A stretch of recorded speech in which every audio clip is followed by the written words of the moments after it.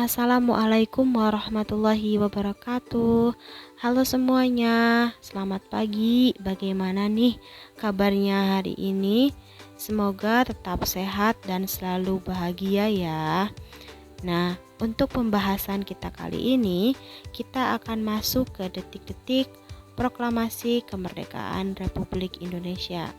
Nah, ada beberapa peristiwa BPUPKI, peristiwa Rengas Dengklok, dan PPKI. Latar belakang dari proklamasi kemerdekaan Indonesia itu dimulai dari Jepang yang terdesak di Perang Dunia II oleh Sekutu.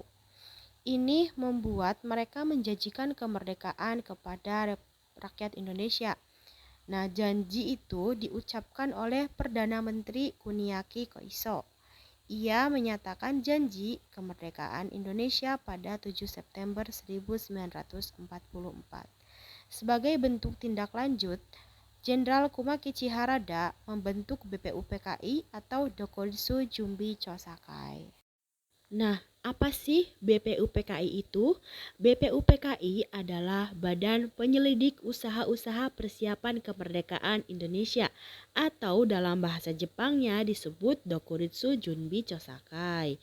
Nah, untuk BPUPKI itu diresmikan pada 29 April 1945 oleh Jenderal Ijaki dan Yuichiro Nagano di Gedung Chosangiin atau sekarang disebutnya tuh Gedung Pancasila berlokasi di Jakarta. Dari awal pembentukan BPUPKI itu memiliki 60 anggota berbangsa Indonesia dan tambahan 7 anggota itu orang Jepang. Akan tetapi untuk orang dari Jepang ini mereka tidak punya hak suara. Tugas mereka itu cuman mengawasi atau bisa dibilang akal-akalan Jepang lah agar si BPUPKI ini tuh tetap sejalan dengan tujuan Jepang gitu. BPUPKI ini mempunyai ketua yaitu KRT Rajiman Widyodiningrat atau Kanjeng Raden Tumenggung Rajiman Widyodiningrat dan wakil ketuanya yaitu Raden Surono. Dilanjut untuk sidang pertama BPUPKI itu berlangsung dari 29 Mei sampai 1 Juni 1945. Nah, untuk sidang pertamanya ini bertujuan merumuskan dasar negara Indonesia Merdeka. Ada usulan dari 3 tokoh yaitu Dr. Supomo, Muhammad Yamin, dan Insinyur Soekarno. Nah, dapat dilihat terdapat usulan dari 3 tokoh, yaitu Supomo, Muhammad Yamin, dan Insinyur Soekarno. Pada 1 Juni 1945, Insinyur Soekarno baru mengajukan rancangan dasar negara Indonesia. Nah, rancangan dasar ini yang kemudian akan kita kenal dengan sebutan Pancasila. Pada hasil sidang pertama BPUPKI ini masih mengenalkan istilah Pancasila sebagai calon dasar negara Indonesia. Nah, oleh karena itu, tanggal 1 Juni ditetapkan sebagai hari lahir Pancasila untuk mengenang momen penting tersebut. Namun, pada saat itu, perumusan Pancasila masih belum final dan masih merupakan usulan dasar negara yang akan dibahas lebih lanjut ke depannya. Hasil dari sidang pertama BPUPKI selain perumusan Pancasila yang belum final, terdapat pula pembentukan Panitia 9 yang terdiri dari 9 panitia, yaitu Insinyur Soekarno, Muhammad Hatta, Muhammad Yamin, Ahmad Subarjo, A.A. Maramis, Abdul Kahar Muzakir, Kiai Haji Wahid Hashim, Haji Agus Salim, dan Abi Kusno Jokro Sujoso. Nah, Panitia 9 ini bertugas merumuskan naskah dasar negara secara lebih rinci yang kemudian menghasilkan Piagam Jakarta atau Jakarta Charter pada 22 Juni 1945. Nah, untuk pengesahan dari Piagam Jakarta sendiri itu berada di sidang kedua BPUPKI. Selain pengesahan Piagam Jakarta, sidang kedua ini bertujuan untuk membahas mengenai rancangan Undang-Undang Dasar, bentuk negara, susunan pemerintahan, dan lain sebagainya. Selanjutnya, terbentuklah 3 kepanitiaan, yaitu Panitia Hukum Dasar, Panitia Ekonomi, dan Panitia Bela Negara.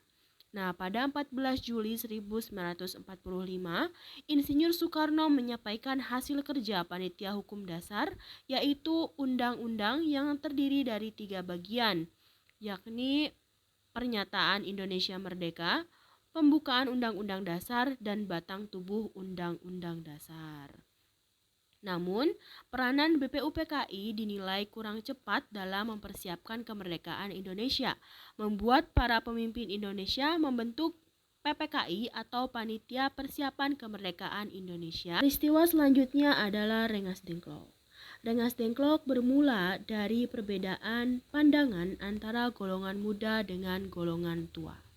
Golongan muda memiliki semangat perjuangan yang begitu tinggi, sehingga menginginkan proklamasi kemerdekaan itu secepatnya. Sedangkan golongan tua memiliki pandangan bahwa Indonesia dapat merdeka tanpa harus ada tumpah darah dan konflik baru dengan Jepang.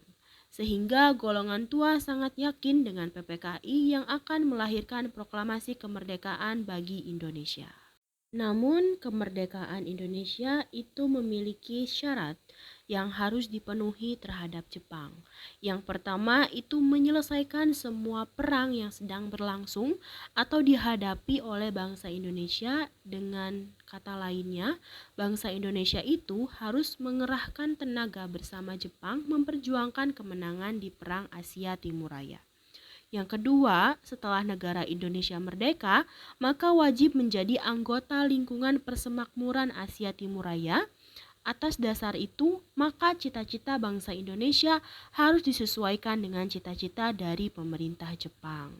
Pengeboman Jepang oleh sekutu pada tanggal 6 dan 9 Agustus itu bertepatan di kota Hiroshima dan Nagasaki, dibom oleh Amerika Serikat.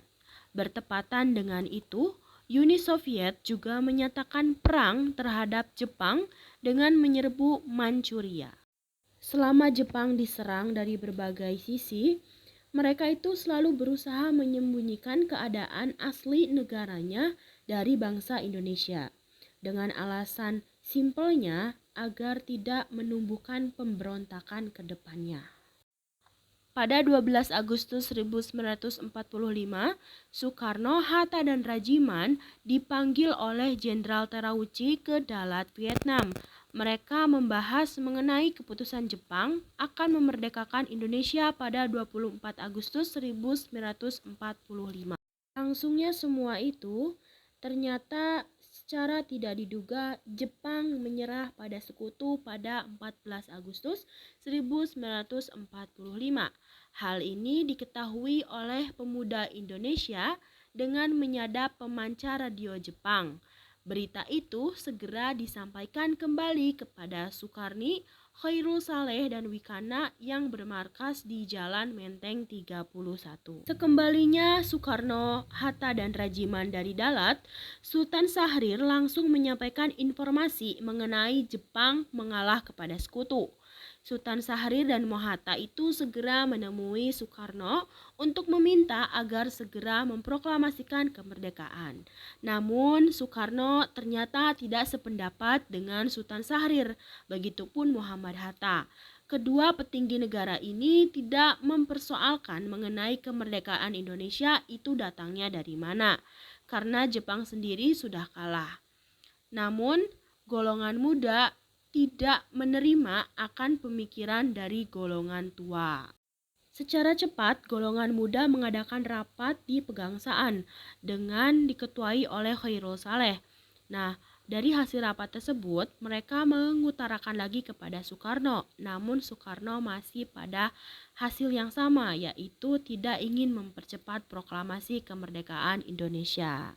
Sehingga terjadi rapat lanjutan di 16 Agustus 1945 di Cikini 71 Jakarta yang memutuskan bahwa kemerdekaan harus dinyatakan sendiri, tidak menunggu dari Jepang sebagai hadiah. Nah, oleh karena itu, Soekarno dan Hatta akan diamankan keluar kota, yaitu ke sebuah desa bernama Rengas Dengklok yang terletak di wilayah Karawang, Jawa Barat. Tujuan mengapa penculikan golongan tua ini terjadi adalah agar mereka tidak terus-terusan terdoktrin oleh Jepang, begitu. Nah, karena banyaknya desakan, akhirnya Soekarno dan Hatta mau melaksanakan proklamasi kemerdekaan Indonesia dipercepat, yaitu pada 17 Agustus 1945 di rumah Soekarno. Masuk ke peristiwa selanjutnya yaitu PPKI. PPKI adalah singkatan dari Panitia Persiapan Kemerdekaan Indonesia atau Dokuritsu Junbi Inkai, yang bertugas melanjutkan hasil kerja dari BPUPKI yang dibubarkan pada 7 Agustus 1945. PPKI awalnya memiliki 21 anggota dari berbagai daerah di Indonesia, yang kemudian bertambah 6 lagi. PPKI diresmikan pada 9 Agustus 1945 di kota Ho Chi Minh, Vietnam oleh Jenderal Terauchi dengan kehadiran Soekarno, Hatta, dan Rajiman Widyodiningrat. Sidang pertama PPKI itu terlaksana setelah peristiwa proklamasi pada 17 Agustus. Nah, sidang ini tuh sangat penting karena menghasilkan keputusan-keputusan yang menentukan dasar bagi berdirinya sebuah negara. Nah, pembahasan dalam sidang ini adalah pengesahan Undang-Undang Dasar sebagai konstitusi negara, revisi isi Piagam Jakarta, dan juga penetapan presiden dan wakil presiden atas usulan dari Otto Iskandar Dinata yang mengusulkan Presiden Soekarno dan Wakil Presiden Hatta. Dalam Undang-Undang 1945 tertulis bahwa Indonesia itu harus memiliki alat kelengkapan negara yang meliputi lembaga tertinggi negara, yaitu MPR, lembaga tinggi Presiden, MA, terus DPA, DPR, dan Badan Pemeriksa Keuangan. Namun untuk MPR atau DPR itu harus melalui pemilihan umum, maka diputuskannya pembentukan KNIP atau Komite Nasional Indonesia pada 29 Agustus yang diketuai oleh Mr. Kasman Singodimedjo. Selanjutnya ada sidang kedua pada 19 Agustus 1945. Hasil dari sidang ini adalah pembentukan Kabinet pertama RI dan pembentukan 8 provinsi wilayah RI. Nah, Kabinet RI ini terbentuk pada 2 September 1946 yang terdiri dari 12 kementerian dengan tambahan 4 menteri negara. Nah, menurut Undang-Undang, sistem Kabinet RI adalah kabinet presidensial, yang berarti para menteri tersebut merupakan pembantu presiden dalam menjalankan pemerintahan serta diangkat dan diberhentikan oleh presiden. Pembagian wilayah RI ke dalam 8 provinsi pun didelegasikan kepada Mr. Ahmad Sutarjo, Kartokusumo, dan Mr. Kasman Singodimedjo.